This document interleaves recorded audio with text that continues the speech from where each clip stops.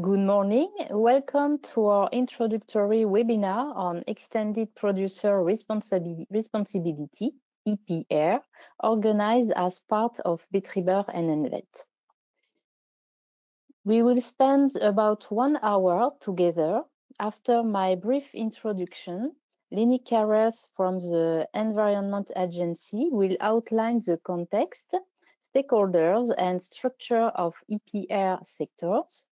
Then you will have the opportunity to ask questions during the Q&A session after the presentations. You can send your questions during the event using the Questions tab that should appear on your screen. After the event, you will receive a summary email with a link to the presentation and the recording of the webinar. Before giving the floor to our speaker, I would like to tell you a little bit more about betriber-emwelt.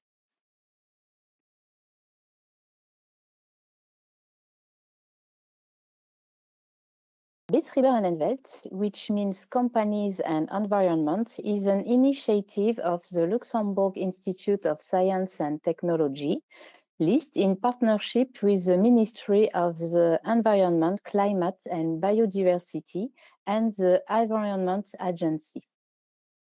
It is a regulatory and environmental information platform for Luxembourgish companies. Its objective is to proactively raise awareness and inform companies about regulatory and environmental issues in order to improve their compliance with regulatory requirements and to turn different environmental policies and requirements into an opportunity for innovation. To this end, free activities are offered to companies in collaboration with partners. These partners may include administrations, professional federations and chambers, as well as institutions. The activities offered are available on the website betriber-emwelt.lu, which is in French.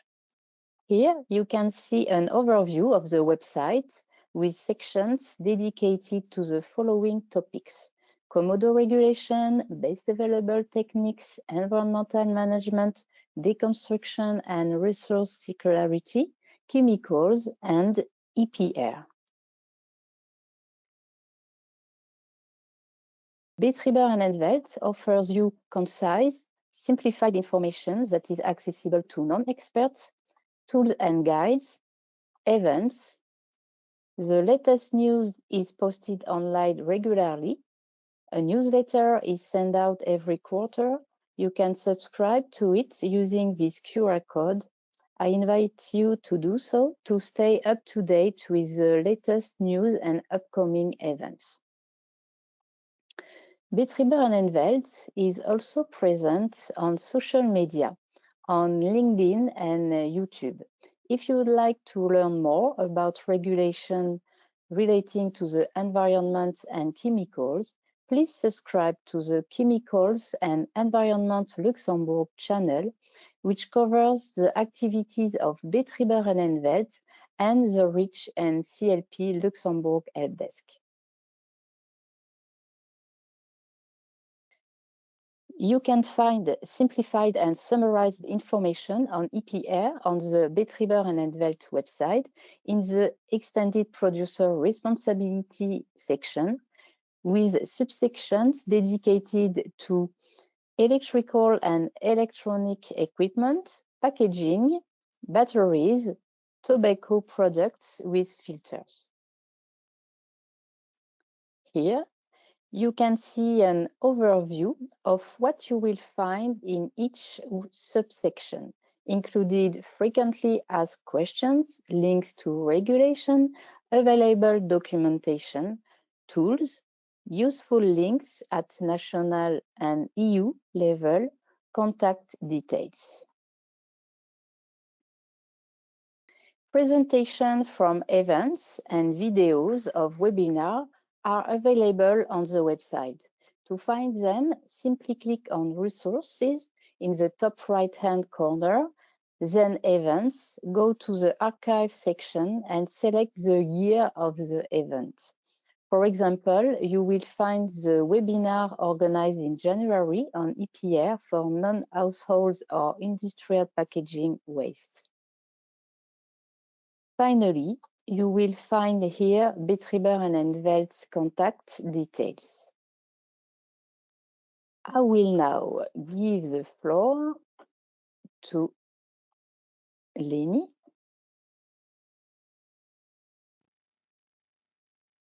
Hello, everyone, and thank you very much for the introduction. My name is Leni Karels, and I'm a research officer at the Environment Agency. And today I will give you an introduction to the EPR. So I will talk about the context, stakeholders, and the structure of the different EPR systems that we have here in Luxembourg. So I will first talk about the context of the EPR and the legislative context. Then we will move to the topic of who is concerned and who is the producer of products. Afterwards, I will give you an overview of the different EPR systems that exist currently here in Luxembourg. And then we will move on to the producer's obligations and to the role of the producer responsibility organization. Last but not least, I will then give you some information about the upcoming webinars on the different EPR systems that we already have planned in the future. The producer of products can be subject to the extended producer responsibility scheme. So EPR, short for extended producer responsibility. But this also depends on the type of product. And the main objective of this EPR scheme is to strengthen the prevention, reuse, preparation for reutilization, recycling, and also other forms of waste recovery. So let's move to the context of the EPR. So first, we have to determine which waste streams are concerned. We have the waste that is subject to the DPR. So that is the waste that is generated by your customers from the products that you have placed on the market.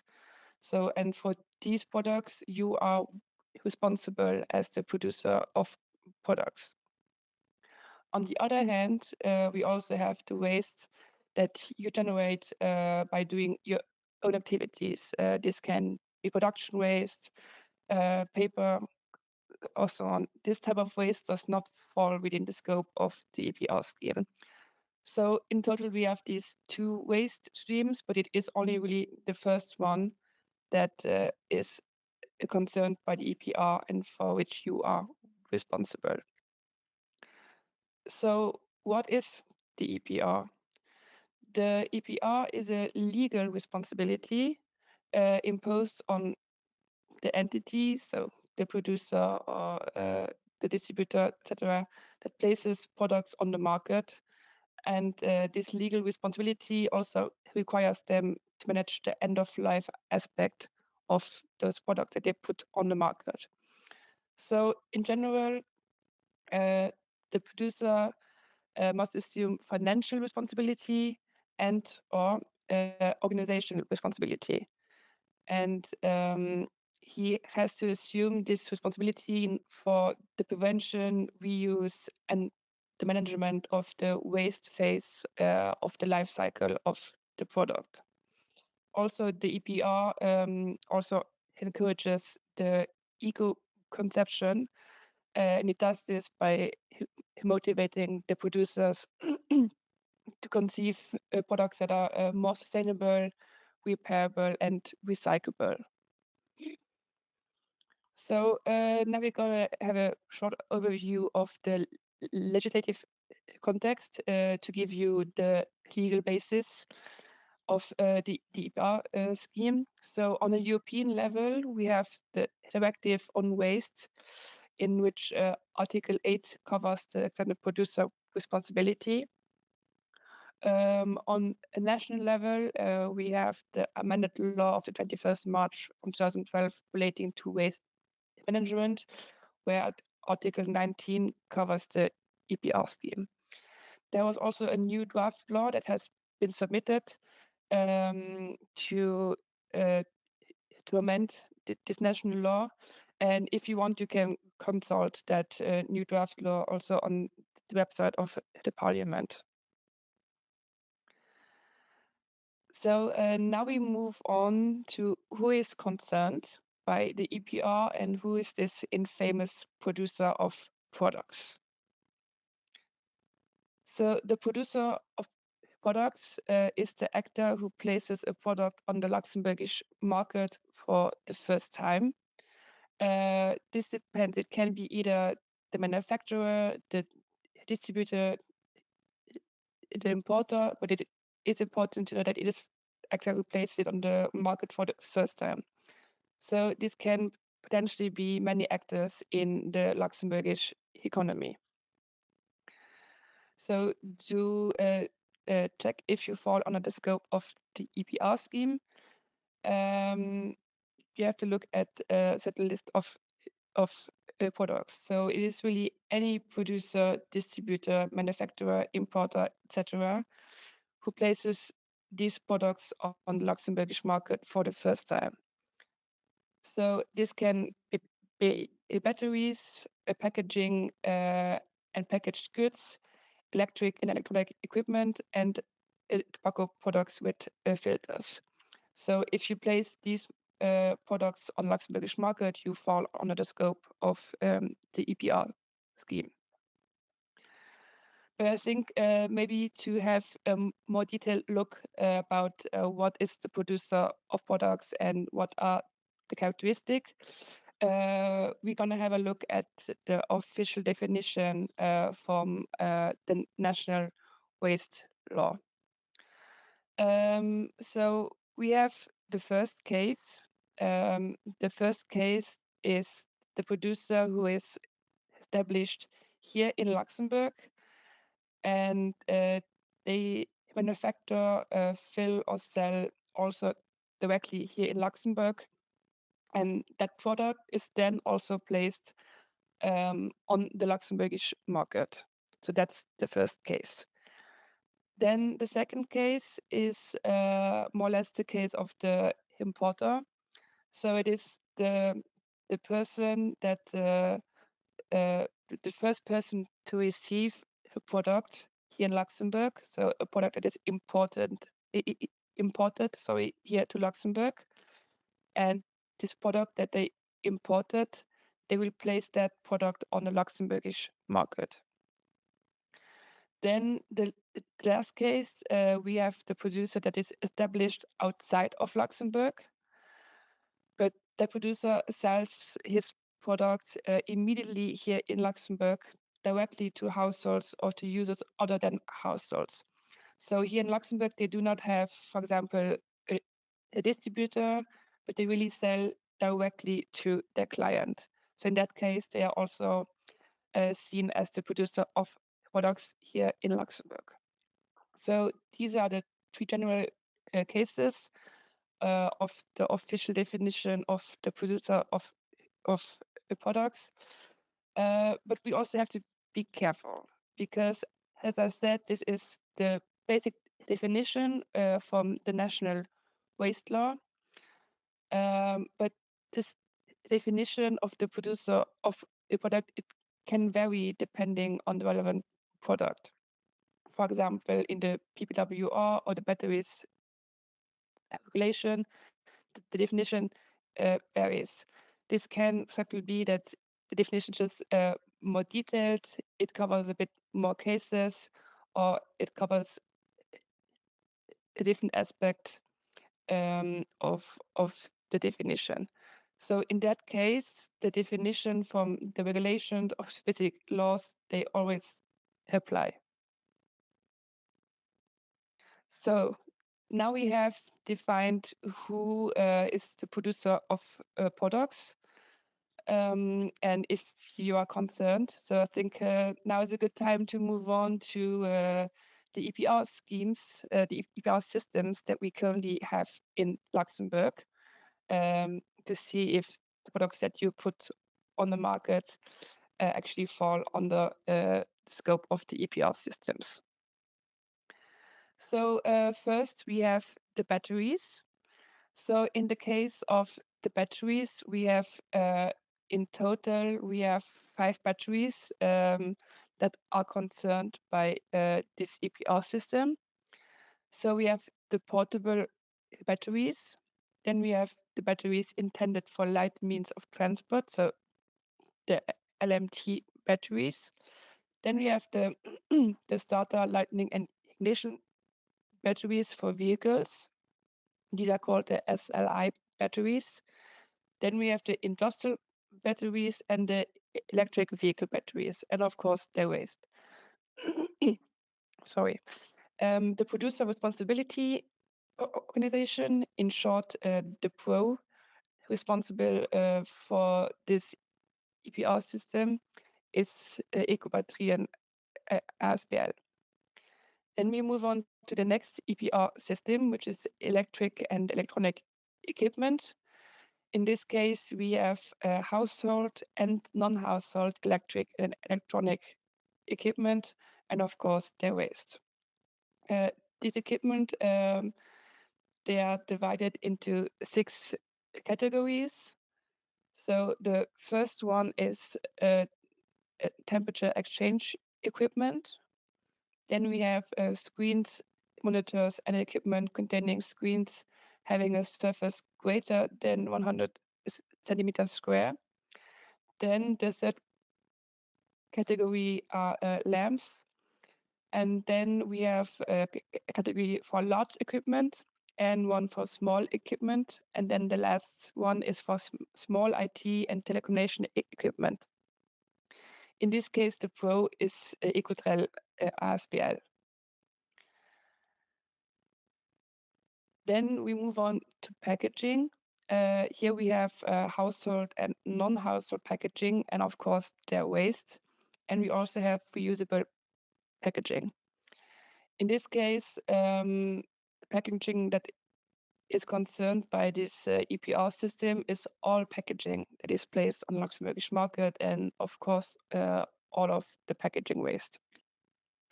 But there are also a few additional obligations relating to the law of the impact of certain plastic products.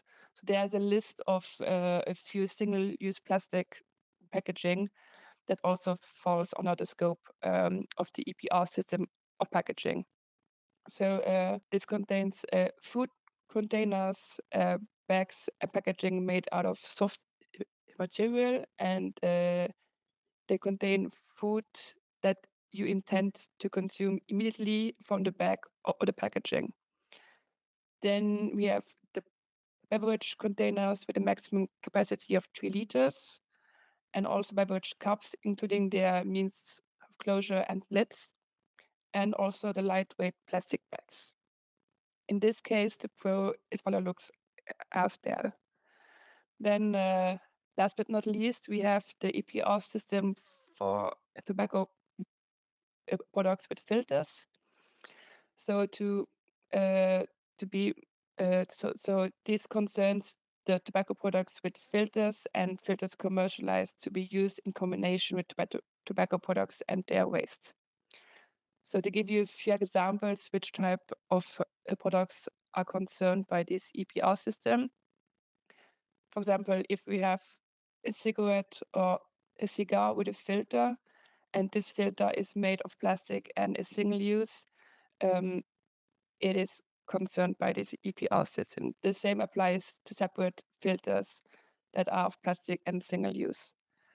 Or for example, if you have an electronic device that is used to heat tobacco, and this device contains a filter that is made of plastic and is single use, it is also subject to this EPR system.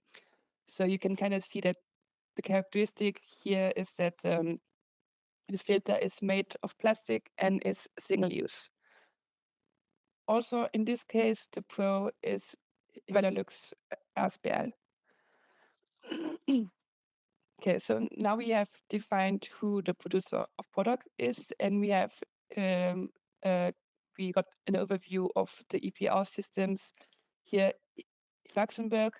So if you are a producer of the products that places all the products on the market, or one of the products on the market that I just mentioned, you might fall under the EPR system. So then now I can explain you which obligations that you have, and what role the Pro plays in this.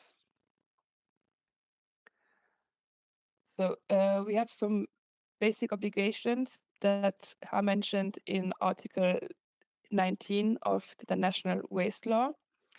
So in that case, the producer of her products, first he has to ensure his compliance if the products that they place on the market are subject to the EPR scheme. Then the producer also has to proactively contribute to achieving the objectives that are mentioned in the national law. And the producer, he has to do that by promoting a product design, prevention, reuse, preparation for utilization, recycling, etc., and also changes in societal behavior. Lastly, he also has to ensure the transparency of waste streams. So these are just the basic obligation of the producer of products, but of course, the obligation they depend on the type of product that you place on the market. So they can vary. So the additional obligations, they are set out in the specific legislative or regulatory provisions that are in force. So these additional obligations, they concern, for example, reuse or take back, which concerns the collection, the transport, or the storage. Then also obligations about the treatment or the awareness raising. This can, for example, concern the information you give out to your clients or the treatment facilities or the symbols and the marking of your products. Then there can also be obligations about the financing system. So this concerns the insurance or the financial guarantee and which costs that you cover as a producer. So for the waste batteries, we have the national law relating to waste batteries, and there's also the batteries regulation, where the waste chapter entered into force this August. So we are currently transposing these new regulations into a new national law. Then for the waste electric and electronic equipment, we have the national law relating to EEE. And for packaging waste, we also have a national law for packaging and packaging waste. And then on the European level, there's also the PPWR, which will also be into force soon. And then lastly, we have the single-use plastics, in short, the SUP. This concerns the EPR systems of packaging and the tobacco products with filters. In that case, we also have a national law. So if you want to get more information about the additional obligations, they're usually written down in the specific laws for that type of product. So now that you know your obligations as the producer of products, I'm sure you want to know how you can fulfill these obligations. So you as the producer, you may delegate all or part of your obligations to Pro. And you can do this either by a collective or an individual system. So on one hand, we have the collective system. In this case, you must contractually assign a Pro to carry out all of the obligations that you have. And in order to be compliant within the collective system, you have to become a member of the Pro. So as I mentioned before, currently the pros that we have is Ecobatterien, Ecotrel, and Evalolux. The products that are concerned by the collective system are all the types of batteries that I mentioned before, then also the household, non-household, and reusable packaging, the household and non-household EE, and the micro products with filters. On the other hand, we also have the individual system. So in that case, you have to fulfill all the obligations by yourself, and you have to do this by requesting an individual approval. And this individual approval, you request it from us, from the Environment Agency. In this case of an individual approval, you have to submit an annual report to the Environment Agency every year. And the products that are concerned by this system is the industrial batteries and the electric vehicle batteries, and also the non-household EE. So for these types of products, you can request an individual approval. So now we have covered the producer of products, the EPR systems, the obligations, and how to be compliant. So if now you think that you are indeed concerned by one of these EPR systems, that you think that you need to be compliant, or maybe if you just want to get more information because you're not quite sure yet if these EPR systems really concern you, I'm happy to announce that we have some more webinars that we have planned for you to answer all of your questions. So the next webinar will be the EPR for batteries. This will be held on the 27th of November. Then we will have first a French version and then an English version. Then afterwards, in January, we will have one for EPR packaging. This time we will only do the English version, as the French version, as I already said, was held this year already. So in case you want to listen to the French version, you can find the presentation and the video on betriber-emwelt.lu on the website. And then last but not least, we will do a webinar on the EPR for electric and electronic equipment. So this will be held in March 2026. So there, in this case, we will also do first a French version and then an English version. So save the date for these future webinars. And if you have, in the meantime, maybe you have some more questions, you can always contact us. So we have an email address for every EPR scheme. So do not hesitate to send your question either now during the chat, or if it is really more specific, you can also send us an email to the different email addresses that are mentioned here on the slides. But maybe you can't wait until the webinars and you want to read more into the whole EPR system, then you can either, as Caroline already said, you can go on the website of betriber-emwelt and have a look at the EPR section, or you can also visit our environment portal betriber-emwelt.lu, and there we also have a section that explains in more detail the different EPR schemes.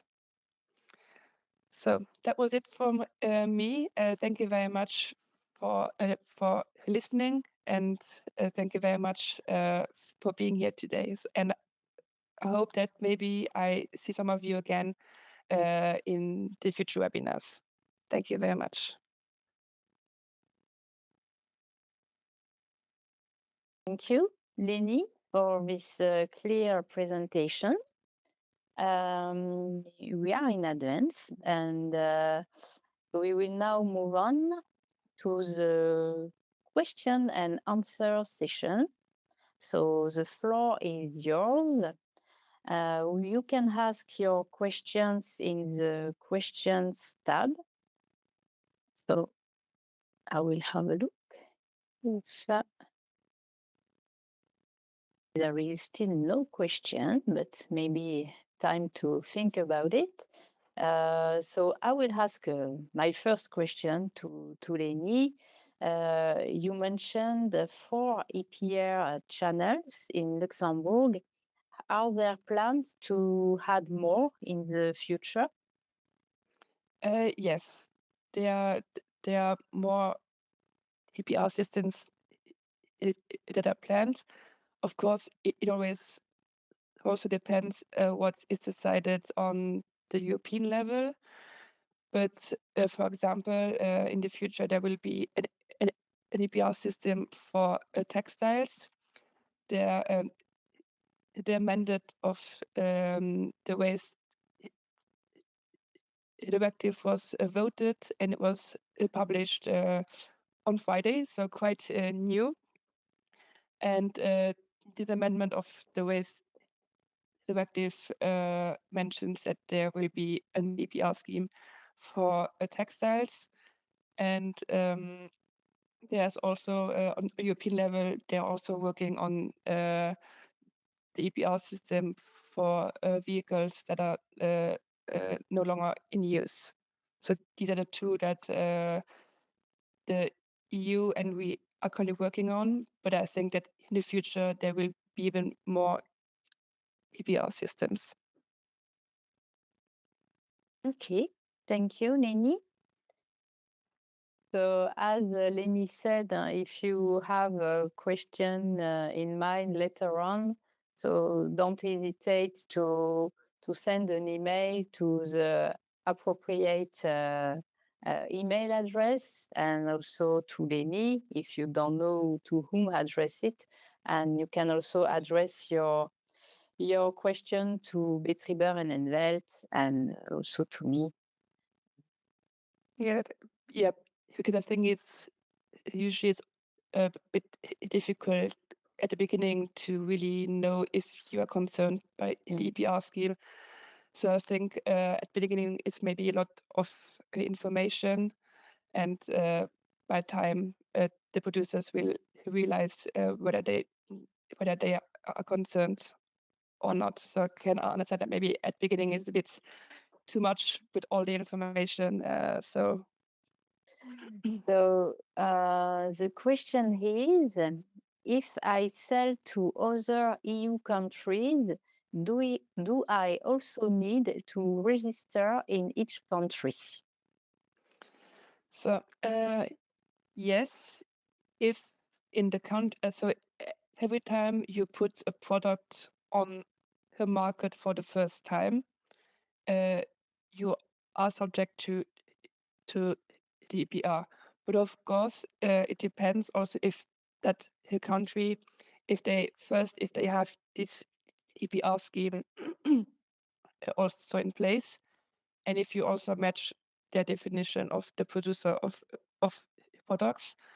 But in general, with the basic definition, for example, if you are established here in Luxembourg and you sell to your clients in a different EU country directly, so directly to your clients, to households or other users than the households, you fall under the third case of the definition of the producer of products, and then you can be subject to the EPR in that country.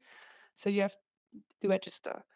But if, for example, you have a distributor and so on in the other country, and there are some steps before your product even goes to the end user, then it can vary. But usually you have to registered. Sorry, you have to be registered in every country that you put the product on the market.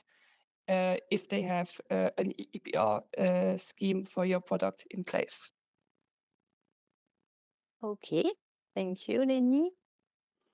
Are there incentives or subsidies in Luxembourg for companies that go beyond minimum compliance? So the general answer is no. So basically, the compliance is a legal obligations. If they go beyond that minimum compliance from our side, there will be no incentive or subsidies. But I am not sure if maybe there are some different projects or funds which may support companies that go beyond the minimum compliance. So I cannot answer for sure if maybe there's different project that can support these kind of things. But I'm now just talking for the Environment Agency. From our side, there will be no incentive or subsidies. Okay, thank you, Lenny. So the last question is, does the producer need to organize or finance take-back of packaging waste from users or consumers? So I think I will give that question to Tim Mirja. He's our expert in packaging waste, and I think he can maybe give you a more detailed answer. Yes, hello. So, the question is fairly easy for household packaging. So for household packaging, you will be part of the PRO called Valorlux in Luxembourg, and they will take that responsibility for you. So in that case, you do not have to, you will finance through your contribution with them, you will finance the take back of that packaging. With regards to non-household packaging, situation is slightly different, as there Valorlux only takes on the responsibility with regards to reporting, but not with regards to waste management. So in this case, you will also have responsibility for taking back packaging or organizing with your customer how that packaging will be recycled in order to prove that you have achieved the requirements in terms of recycling that you have.